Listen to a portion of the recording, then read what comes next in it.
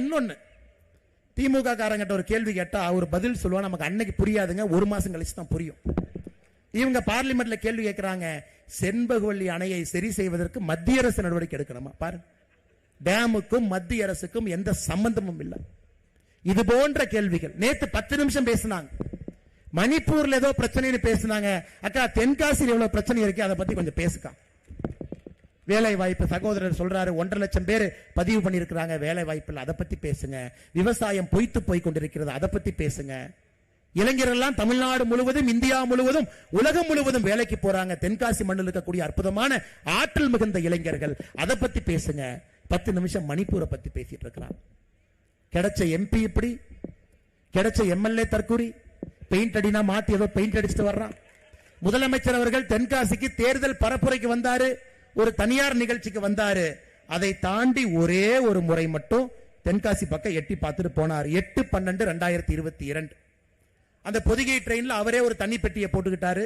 Special train ஆமா, இவருக்கு special compartment ஆமா.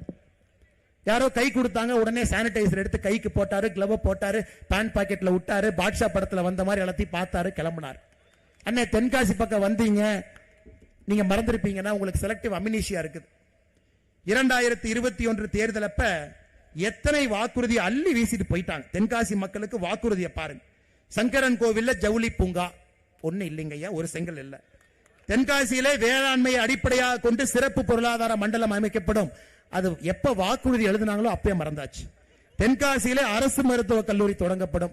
அரசு ஹாஸ்பிட்டலுக்கு போனா எவன் ஊசி போட்டு யாரு சாவறானே தெரியாது, இல்ல அரசு மருத்துவக் கல்லூரி துவங்குறாங்க.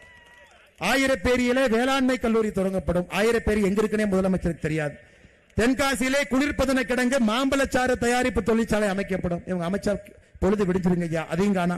தென்காசியிலே கொப்பரை தேங்காய்களை காய வைப்பதற்கான மின் உலர் சாதன வசதி ஏற்படுத்தப்படும். இல்லை. தென்காசியிலே தேங்காய் அடிப்படையிலான தொழிற்சாலை அமைக்க நடவடிக்கை எடுக்கப்படும். இல்லை.